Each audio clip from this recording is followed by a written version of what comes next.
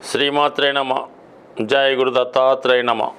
ఈ వీడియోలో మనం జనవరి 12వ తారీఖు నుంచి 18వ తారీఖు మధ్యలో జరగబోయే వార ఫలాలు మేషరాశి వారికి తెలుసుకుందాం.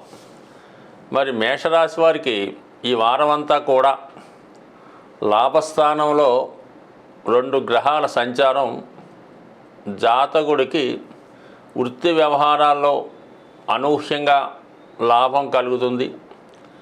నూతన ఉద్యోగ ప్రయత్నాలు ఫలిస్తాయి. అధికారంలో ఉన్నటువంటి స్త్రీలు మీకు చాలా వరకు సహకరిస్తారు. ఆగిపోయినటువంటి మీ ఉద్యోగ ప్రయత్నాలు కానీ వివాహ ప్రయత్నాలు కానీ తిరిగి ప్రారంభించడం వల్ల ఒక కొలిక్కి వచ్చే అవకాశాలు చాలా బలంగా ఉన్నాయి. ఇక ధనాధిపతి శుక్రుడు లాభస్థానంలో ఉండడం వల్ల మీ కుటుంబ సభ్యుల యొక్క సంపూర్ణ సహాయ సహకారాలతో అటు ఆర్థిక సంబంధించిన విషయాల్లోనూ వ్యక్తిగత విషయాల్లోనూ చాలా వరకు విజయం సాధిస్తారు. అలాగే మీ యొక్క కుటుంబం యొక్క వ్యక్తిగత గౌరవం పెరుగుతుంది. కుటుంబంలో ఒకరికి ఆదాయం పెరగడం కానీ, కుటుంబంలో స్త్రీలకి ఉద్యోగ అవకాశాలు రావడం కానీ, వారు ఏదైనా వ్యాపార వ్యవహారాల్లో ఉంటే వారి ద్వారా మీకు కొంతవరకు ఆర్థిక సహకారం లభిస్తుంది. మొత్తం మీద కుటుంబ బాధ్యతలు కొంతవరకు మీకు మీద బడ్డెం తగ్గుతాయి. అలాగే శుభకార్యాల కొరకు, పిల్లల యొక్క చదువు కొరకు, ఆర్థికపరమైనటువంటి సహకారం కొరకు చేస్తున్న ప్రయత్నాలు చాలా వరకు ఫలిస్తాయి. అంటే మొత్తం మీద ఈ వారం అంతా కూడా చేపట్టిన కార్యక్రమాల్లో విజయం లభిస్తుంది. వృత్తిలో అభివృద్ధి కలుగుతూ ఉంటుంది. ఆగిపోయినటువంటి ప్రమోషన్ లాంటివి వచ్చే అవకాశం ఉంది. ఇక ముఖ్యంగా భాగ్యస్థానంలో సంచరిస్తున్నటువంటి బుధ రవిగ్రహ సంచారం ఇది విద్యార్థులకి ఉన్నత విద్యా అవకాశాలతో పాటు వ్యక్తిగతంగా వ్యాపార వర్గంలో ఉన్న వాళ్ళకి కానీ, ఆధ్యాత్మిక రంగంలో ఉన్న వాళ్ళు కానీ వారిలో ఉన్నటువంటి ప్రతిభకు తగిన గుర్తింపు లాంటిది రావడం జరుగుతుంటుంది. విద్యార్థులకి ఉన్నత విద్యా అవకాశాలు కానీ, దూర ప్రాంతంలో చేస్తున్నటువంటి ఉన్నత విద్యా ప్రయత్నాలు కూడా చాలా వరకు సక్సెస్ అయ్యే అవకాశం ఉంది. అలాగే ముఖ్యంగా మీకు ఈ వారంలో 14వ తారీఖున పంచమాధిపతి అధికారకారకుడైనటువంటి రవి దశమ స్థానంలోకి సుమారుగా మీకు 14వ తారీఖు ఉదయం దశమ స్థానంలోకి అంటే మకర సంక్రమణం జరుగుతుంది.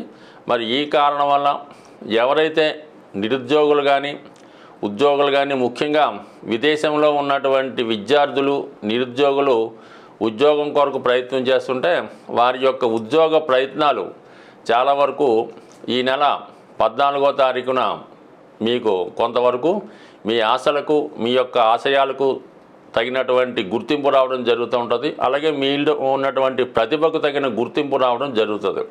ముఖ్యంగా ఇది ప్రభుత్వ సంబంధించిన వ్యవహారాల్లో ఏవైనా చికాకులు ఉన్నా, ఇబ్బందులు ఉన్నా అవి చాలా వరకు మీకు ఈ వారం సరిదిద్దుకునే అవకాశం ఉంది. అంటే రవి దశమ స్థానంలో దిగ్బలుడై ఉంటాడు. ఆ కారణం వల్ల ఏంటంటే జాతకుడు వృత్తిలో చాలా హోదాగా ప్రవర్తిస్తాడు.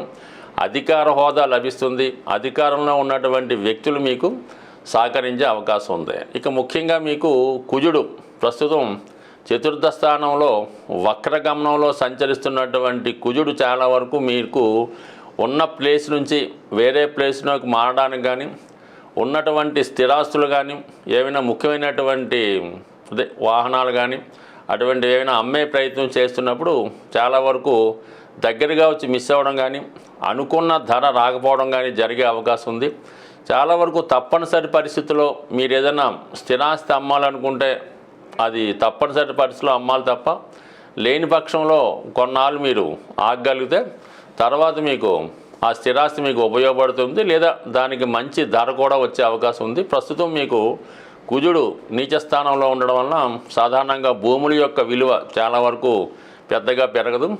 అలాగే స్థిరాస్తి సంబంధించిన విషయాల్లో కొనుగోలు శక్తి చాలామందికి లేకపోవడం వల్ల అమ్మేవారు ఎక్కువ అవుతారు తప్ప కొనేవారు చాలా తక్కువ మంది ఉండడం వల్ల చాలా వరకు మరి మేషరాశి వారికి, ముఖ్యంగా స్థిరాస్తి వ్యాపారంలో ఉన్న వాళ్ళకి చాలా వరకు ఇబ్బందులు ఎదుర్కోవడం జరుగుతూ ఉంటుంది.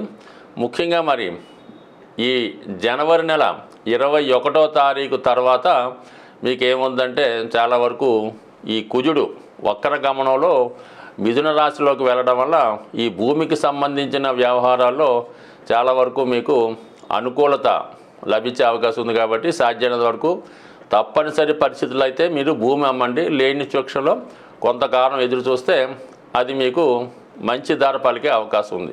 ఏదేమైనా ధనస్థానంలో ఉన్నటువంటి గురుగ్రహం వక్రగమనం వల్ల చాలా వరకు జాతకుడు ఆధ్యాత్మిక కార్యక్రమాల్లో పాల్గొనడం జరుగుతుంటుంది. అలాగే ఆర్థిక సంబంధించిన విషయాల్లో చివరి నిమిషంలో మీకు ధనం చేతికి అందడం జరుగుతూ ఉంటుంది. కుటుంబంలో ఒకరికి ఉద్యోగ ప్రయత్నాలు ఫలించడం కానీ ఉన్నత విదేశ వ్యవహారాలు కలిసి రావడం కానీ జరిగే అవకాశం ఉంది. ఓవరాల్గా మనం పరిశీలించినప్పుడు ఈ మేషరాశి వారికి చాలా గ్రహాలు అనుకూలంగా ఉన్నాయి. కేవలం 12వ స్థానంలో ఉన్నటువంటి రాహుగ్రహ ప్రభావం వల్ల ఇతరుల మాటలు వినడం వల్ల అత్యాశకు పోవడం వల్ల మోసపోయే అవకాశం ఉంది. ఎవరికైనా ధనం ఇచ్చే ముందు కానీ ఏదైనా స్థిరాస్తి కొనే ముందు చాలా వరకు ఆలోచించి నిర్ణయం తీసుకుంటే ఈ మోసాల నుంచి నష్టాల నుంచి బయటపడే అవకాశం ఉంటుంది. సాధారణంగా గ్రహాలు మనకి అనుకూలమైనటువంటి ఫలితాలు ఇవ్వాలంటే సూర్యగ్రహం యొక్క అనుగ్రహం తప్పనిసరిగా ఉండాలి. జాతకంలో సూర్యభగవానుడు ఎంత బలంగా ఉన్నా మన దైనందిన జీవితంలో గోచారంలో సంచరిస్తున్నటువంటి రవి యొక్క సంచారాన్ని బట్టి కూడా జాతకుడి యొక్క ఫలితాలు ఆధారపడడం జరుగుతూ ఉంటుంది. ముఖ్యంగా ప్రతీ నెల సూర్యభగవానుడు ఒక రాశి నుంచి ఒక రాశికి మారడానికి ఒక సంక్రమణంగా మనం పెద్దలు నిర్ణయించారు. ముఖ్యంగా ఈ నెలలో ఏర్పడుతున్నటువంటి మకర సంక్రమణం ఇది విశేషంగా అన్ని ప్రాంతాల వారు దీన్ని ఒక పండగలాగా, అంటే మకర సంక్రమణం నుంచి ఈ భోగి పండగ కనుమ ప్రారంభం అవడం జరుగుతూ ఉంటుంది. అంటే దీనికి మనకి ఉత్తరాయణ పుణ్యకాలం స్టార్ట్ అవుతుంటుంది.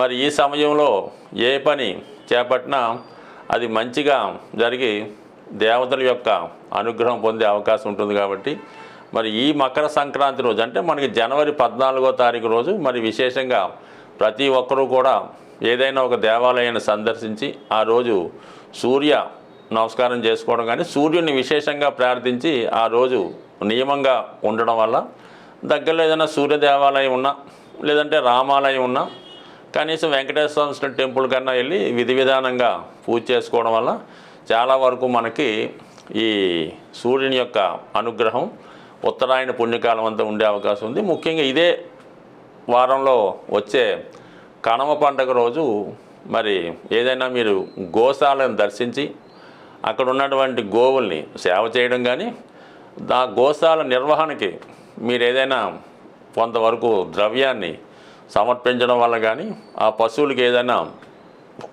ద్రవ్యాన్ని ఆహార పదార్థాలని స్వీట్స్ బెల్లం వగైరా వగైరా ఇవ్వడం వల్ల అటు ఒక విధంగా లక్ష్మీ అనుగ్రహానికి పొందే అవకాశం ఉంది. ఇది సాధారణంగా గ్రామీణ ప్రాంతాల్లో ఈ కనుమ పండుగ రోజు రైతులు చేస్తూ ఉంటారు.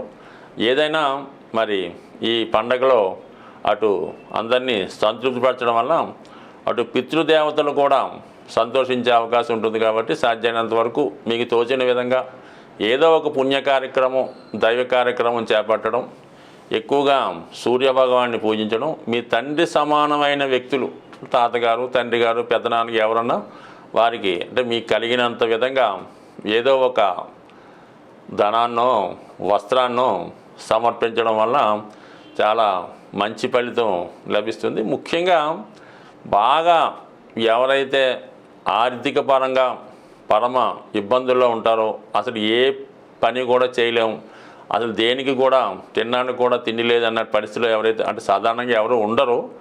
ఉన్నవాళ్ళ పరిస్థితి ఏంటంటే మీకు సాధ్యమైనంత వరకు మీ తండ్రి సమానమైన వ్యక్తులకి ఒక మంచి చెప్పుల జత కొనివ్వండి వాళ్ళకి. అవి వాళ్ళు వాడే విధంగా మీరు చూడండి. ఈ విధంగా ఒక్కసారి మీరు ప్రయత్నం చేయండి. మీరు ఎంత దరిద్రంలో ఉన్నా దాని నుంచి బయటపడే విధంగా నేను చాలామందిని అనుభవపూర్వకంగా చూడడం జరిగింది. అంటే మీ తండ్రి గారు ఎంత గొప్పవారైనా మీరు ఏ స్థాయిలో ఉన్నా వారికి మీరు ఒక మంచి ఖరీదైనవో మామూలువో చెప్పుల జత స్వయంగా వారికి ఇవ్వడం వల్ల అవి వారు వాడటం వల్ల మీరు ఆ చెప్పులు అరిగిపోయేంత లోపల మీ యొక్క సర్వ దరిద్రాలు తీరిపోయే అవకాశం ఉంది. స్వస్తి.